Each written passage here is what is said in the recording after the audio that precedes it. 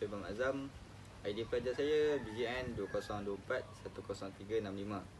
Saya dan kumpulan saya akan menceritakan sedikit tentang asas ajaran agama Islam.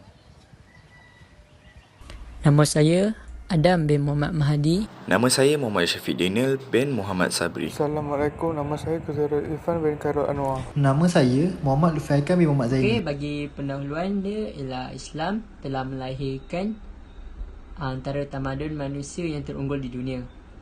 Ilmuwan serta cendekiawan Islam seperti Ibn Sina ataupun Avicenna, Ibn Rushd ataupun digelar Averroes dan Al-Khawarizmi telah menyumbang kepada pembangunan sains dan teknologi dunia. Malahan pembangunan ilmu dalam dunia Islam telah diakui sebagai makin kepada zaman pembaharuan di Eropah yang akhirnya melahirkan satu tamadun yang gemilang di sana. Pengertian dan maksud Islam.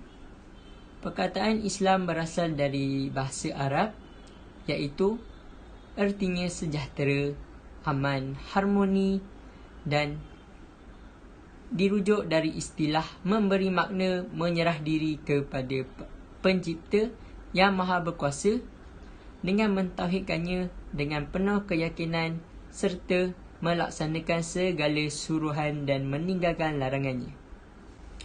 Maksud Islam ialah agama ciptaan Allah yang lengkap lagi sempurna dengan segala peraturan dan undang-undang yang merangkumi penyusunan kehidupan manusia, baik yang mengenai orang, perseorangan, kekeluargaan, kemasyarakatan dan kenegaraan, sekaligus menghubungkan manusia dengan Tuhan dan manusia dengan alam sejagat bagi menjamin kesejahteraan, keselamatan, kesempurnaan dan kebahagiaan di dunia dan di akhirat. Itu saja pengenalan bagi ajaran agama Islam.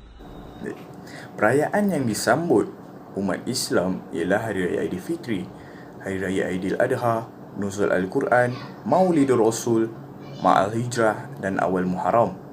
Baik, terdapat 5 hukum dalam agama Islam. Yang pertama ialah wajib.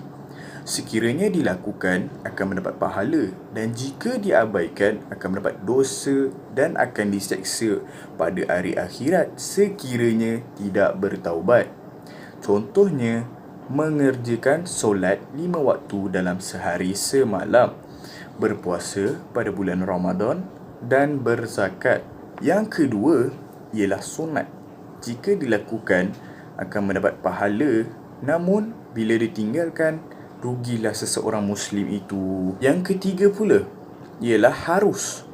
Perkara yang tiada dosa jika ditinggalkan dan tiada pahala jika dilakukan, seperti makan, minum, bersia-sia dan lain-lain. Yang keempat ialah makruh. Sesuatu perbuatan yang tidak dapat dosa jika dikerjakan, tetapi akan mendapat pahala sekiranya ditinggalkan. Baik, yang kelima ialah haram. Sesuatu perkara yang dilarang dan berdosa sekiranya dilakukan dan mendapat pahala sekiranya ditinggalkan. Sebagai contohnya, sihir, zina, memfitnah, makan harta anak yatim dan meminum arak.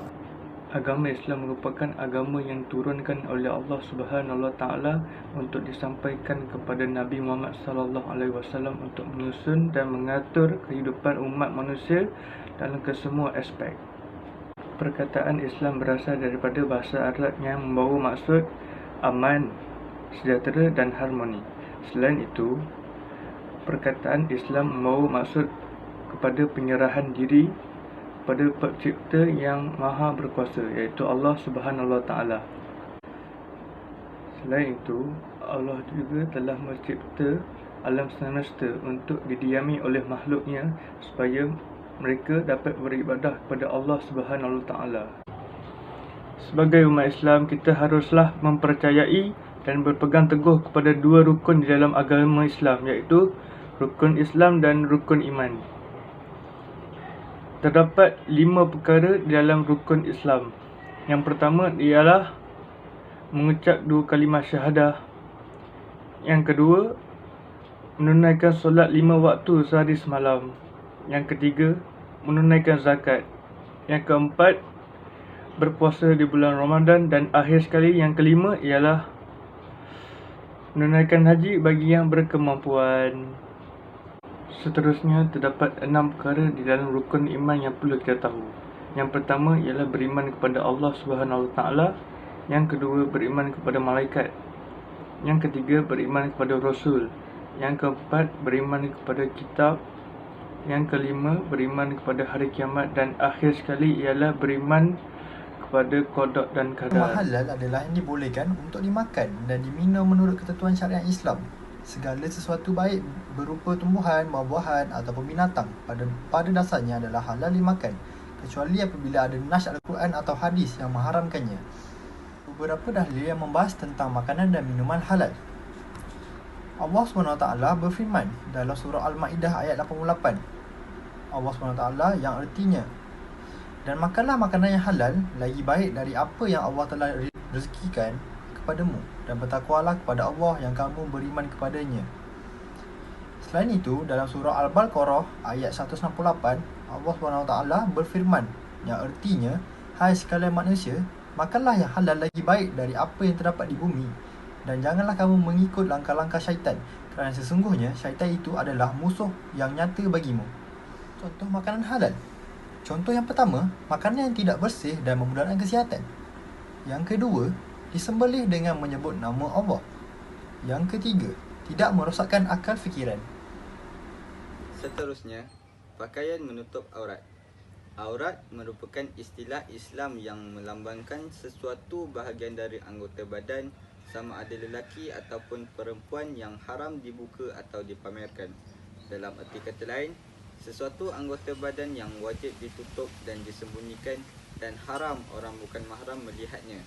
Menutup aurat adalah wajib ke atas setiap Muslim, tidak kira lelaki atau perempuan. Kewajipan menutup aurat ini berdasarkan kepada dalil-dalil daripada Al-Quran dan hadis. Wahai anak-anak Adam, sesungguhnya kami telah menurunkan kepada kamu bahan-bahan untuk pakaian menutup aurat kamu dan pakaian perhiasan dan pakaian yang berupa takwa. Itulah yang sebaik-baiknya. Yang demikian itu adalah dari tanda-tanda limpah kurnia Allah dan rahmatnya kepada hamba-hambanya, supaya mereka mengenangnya dan bersyukur. Surah Al-A'raf ayat 26-2. Dan katakanlah kepada perempuan-perempuan yang beriman, supaya mereka menyekat pandangan mereka daripada memandang yang haram dan memelihara kehormatan mereka, dan janganlah mereka memperlihatkan perhiasan tubuh mereka kecuali yang zahir daripadanya, dan hendaklah mereka menutup belahan leher bajunya dengan tudung kepala mereka. Terjemahan langsung adalah, dan hendaklah mereka menutup dada mereka dengan penutup, dan janganlah mereka memperlihatkan perhiasan tubuh mereka melainkan kepada yang pertama, suami mereka. Yang kedua, bapa mereka. Yang ketiga, bapa mertua mereka. Yang keempat, anak-anak mereka. Yang kelima, anak-anak tiri mereka. Yang keenam, saudara-saudara mereka. Yang ketujuh, anak bagi saudara-saudara mereka yang lelaki. Yang ke-8, anak bagi saudara-saudara mereka yang perempuan. Yang ke-9, perempuan-perempuan Islam atau hamba-hamba mereka. Yang ke-10, orang gaji dari orang-orang lelaki yang telah tua dan tidak berkeinginan kepada perempuan. Dan yang terakhir, kanak-kanak yang belum mengerti lagi tentang aurat perempuan. Dan janganlah mereka menghentakkan kaki untuk diketahui orang akan apa yang tersembunyi dari perhiasan mereka, dan bertaubatlah kamu sekalian kepada Allah, wahai orang-orang yang beriman, supaya kamu berjaya. Surah An-Nur ayat ke-31. Wahai Nabi, suruhlah isteri-isterimu dan anak-anak perempuan serta perempuan-perempuan yang beriman supaya melabuhkan pakaiannya bagi menutup seluruh tubuhnya semasa mereka keluar. Cara yang demikian lebih sesuai untuk mereka dikenal sebagai perempuan yang baik-baik. Maka dengan itu mereka tidak diganggu. Dan ingatlah, Allah adalah Maha Pengampun lagi Maha Mengasihani. Surah Al-Ahzab ayat 59. Jika salah seorang kamu mengahwinkan hamba lelakinya kepada hamba perempuannya atau kepada pekerjanya, maka janganlah hamba perempuan itu memandang kepada sesuatu dari aurat tuannya. Maka sesungguhnya apa yang di bawah pusat sehingga lututnya adalah aurat. Hadis riwayat Al-Baihaqi. Syah meriwayatkan bahawa saudaranya iaitu Asma binti Abu Bakar pernah masuk di rumah Rasulullah SAW dengan berpakaian jarang sehingga nampak kulitnya. Kemudian beliau berpaling dan mengatakan, "Hai Asma, sesungguhnya seorang perempuan apabila sudah datang waktu haid tidak patut diperlihatkan tubuhnya itu, melainkan ini dan ini," sambil ia menunjuk muka dan dua tapak tangannya. Hadis riwayat Abu Daud. Bersandarkan dalil-dalil daripada Al-Quran dan hadis, aurat lelaki dan aurat perempuan adalah seperti berikut. Di dalam mazhab Ahlul Sunnah wal Jamaah, aurat lelaki ialah dari pusat hingga lutut. Ini termasuk lelaki dan juga perempuan. Ini bermaksud mereka seharusnya menutup alat kemaluan dan bahagian di antara pusat dan lutut setiap masa kecuali atas dasar privasi. Mereka juga wajib memakai pakaian yang longgar dan tidak telus bagi mengelakkan warna kulit dan juga bentuk badan dilihat oleh golongan bukan ajnabi. Aurat wanita sangat complicated dan berubah mengikut situasi. Di hadapan mahram, saudara lelaki rapat, seorang wanita itu wajib menutup seluruh badannya kecuali kepala dan tangan. Di hadapan sesama wanita muslim, aurat perempuan ialah di antara pusat hingga lutut. Aurat di hadapan sesama wanita bukan Islam menjadi perdebatan. Sesetengah ilmuwan menyatakan wajib menutup seluruh anggota badan kecuali muka dan pergelangan tangan. Sementara sesetengah ilmuwan lain berpendapat aurat perempuan muslim kepada bukan wanita bukan Islam ialah sama ketika mana mereka berada dengan sesama wanita Islam. Aurat di hadapan lelaki yang tiada perjalian, tidak kira Islam maupun bukan Islam, adalah menutup seluruh anggota badan kecuali muka dan tapak tangan. Tetapi terdapat ilmuwan berpendapat muka adalah aurat. Isu ini berlarutan termasuk yang sudah berlalu dan sedang berlaku. Adakah ia hanya kedaifan atau hukum? Muslim Salafi percaya bahawa jenazah wanita di hadapan lelaki ajnabi dan yang tiada kaitan persaudaraan dengannya adalah seluruh badan termasuk muka dan tangannya. Aurat ketika solat ialah wajib menutup seluruh anggota badan kecuali muka dan tangan. Meskipun ini pandangan yang dominan, tetapi ada pandangan yang berbeza pasal aurat perempuan ini. Ada yang mengatakan bahawa seluruh anggota badan wanita adalah aurat kecuali di hadapan suaminya. Ada pula yang mengatakan bahawa kewajipan menutup seluruh anggota badan selain muka dan telapak tangan bagi wanita hanya dalam keadaan solat atau ihram. Sesetengah ilmuwan dari pandangan mazhab lain berpendapat suara wanita juga adalah aurat. Namun yang jelas mazhab Syafi'i yang menjadi ikutan majoriti umat Islam di negara Asia tidak meletakkan bahawa suara wanita adalah aurat. Dan yang jelas lagi tidak ada dalil Al-Quran serta Al-Hadis mengatakan bahawa suara wanita itu aurat.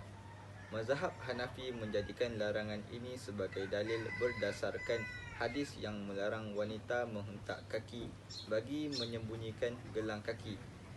Dengan itu, suara perempuan adalah aurat sebab kalau suara gelang kaki saja dilarang, maka lebih lagi suara perempuan itu sendiri.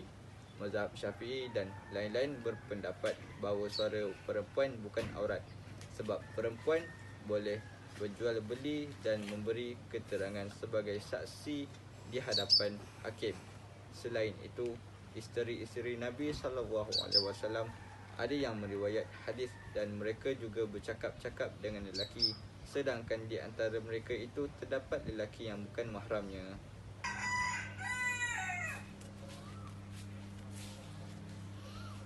Sekian saja tugasan video refleksi yang ditugaskan kepada kami. Ini saja daripada kumpulan kami. Sekian, terima kasih. Assalamualaikum.